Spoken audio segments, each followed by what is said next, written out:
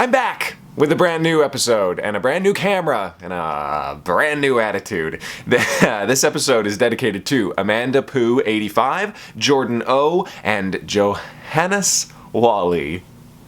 Johan Wally. They're the winners of the latest subscriber draw, so congratulations. This is the tale of the 13th floor, and I hope you enjoy it. This ep begins with a classic prank. Hey, yo, turn off the brights. Yeah, we know who you are.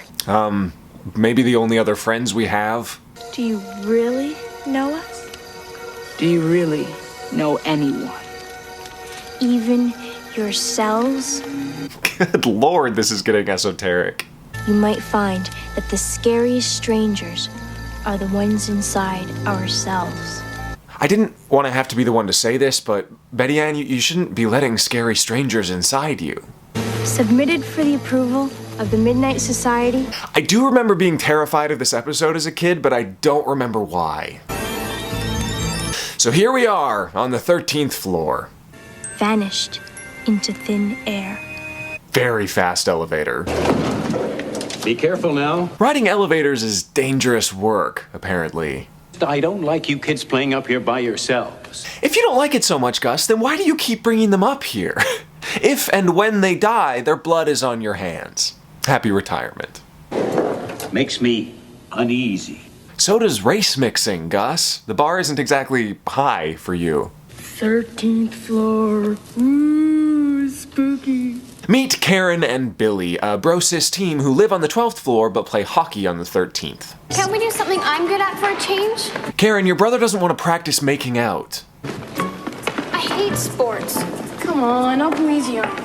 Karen proceeds to single-handedly dismantle feminism with her slapshot. Slapshot. If I had your genes, I could do it. We get it, Karen, you're lonely. Leave his genes alone. What have my genes got to do with it? Not your blue genes, Zipperhead, your biological genes. Jesus, I have the same wit as Are You Afraid of the Dark writers. My real parents must have been klutches like me. Oh, Karen's adopted. Well, okay, now her flirting makes a bit more sense. So just then, a small disco earthquake hits and the kids try to escape. Only to be stopped by this stylish lady. I'm Leonid, the replacement elevator operator. Oh, Gus was an elevator operator? In a building with 13 floors? Busy. Come on, we'll walk. Billy knows better than to get into an enclosed space with a man in shoulder pads. That night, Karen is awoken by a man in her TV. Are you talking to me? What do you think? Or French Stewart's late night side project, I can't tell.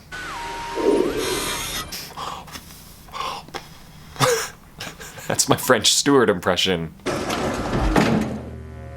13, please. The next day, the kids try to get up to the 13th floor. I'm sorry, but the new tenants are fumigating today.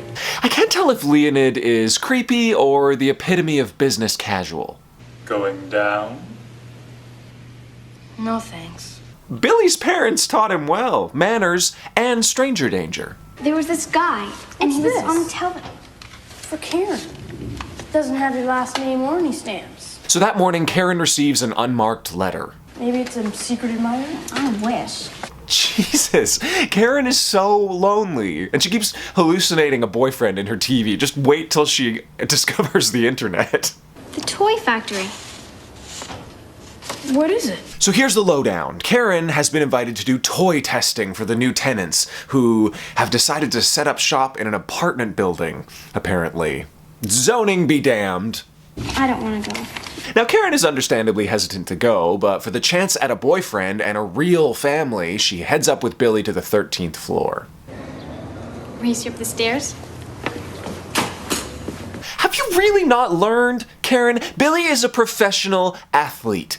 Okay, you refill the water bottles, at best. Once upstairs, the kids enter a 90s world where the dice slide instead of roll. That seems inconvenient. You're always gonna get a 4. Hello, I'm Olga. And this licorice all sort is named Olga. She's a cult lady. But we only need one test subject. She's my sister. Billy convinces Olga to let him stay, so they head into the toy room. This way, please. Nothing says fun like bowling pins suspended upside down. The 90s were a simple time. Next they meet Raymond, whose hair is not one of the games, believe it or not. Both children? Yes, both children. As upset as Raymond seems, he then sets them up for a game that's clearly intended for 2 kids. Each of these buttons plays a note. He plays a rhythm and the kids have to repeat it. Billy is cocky, Karen's incompetent, you get it at this point. Piece of cake. Then they start messing with Billy's brain and Karen gets better. Yeah,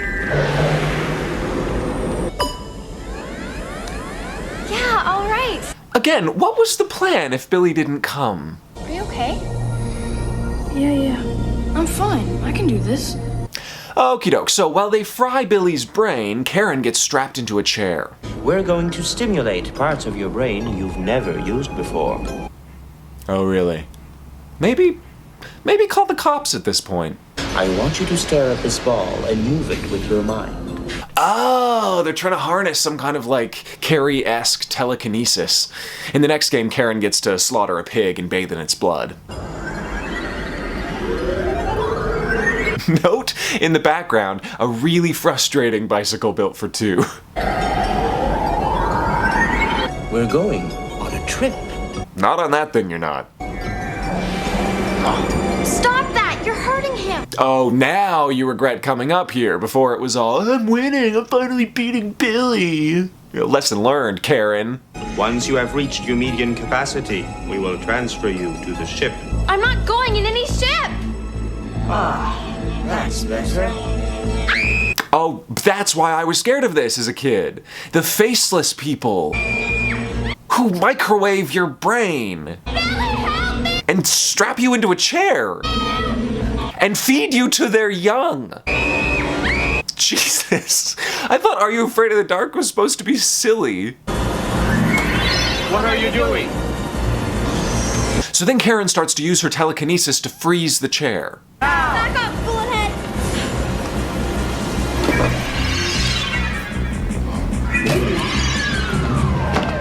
So Karen goes on a run through the pastel maze only to be cornered by Raymond. Your trip is just beginning.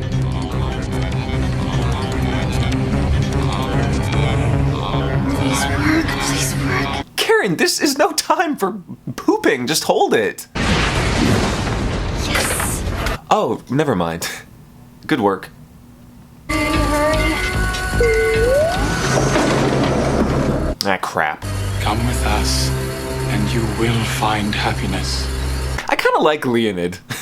He seems really well-meaning and just kind of misjudged because of his reptile hands. Let's go see Olga. No! I've got to get help from Billy! Karen goes back to get her brother and uses one last trick to trap the bad guys. Voice command. Karen. Hold Olga. Look how happy he is to hold her. I knew there was sexual chemistry there, or at least a shared love of hairspray. What happened? Who were those people? At the window, the producers save half the budget by just buying a purple light bulb. This was your rescue. My rescue? We left you here by mistake 10 years ago. Oh boy. Is this a joke or what? Karen is an alien? An adopted alien? An illegal alien? See you in 10 years. As Billy rushes off to get Karen deported, we're left with one unanswered question. And look a little closer. Where does Kiki come from? Oh, I loved that. That's maybe my second favorite episode after Dead Man's Float. I gave The Tale of the 13th Floor 2 liters of hairspray out of 14 liters of hairspray. Please share this video on Facebook. Thank you for liking it, thumbsing up, putting it everywhere, Twitter, to tell your friends. Once I get to maybe 1,500 subscribers, I'll do another little Ask Me Anything. I know you guys are running out of questions to ask me. I'm frankly not that interesting. But yes, 1,500, new goal. Share away. Thanks for watching.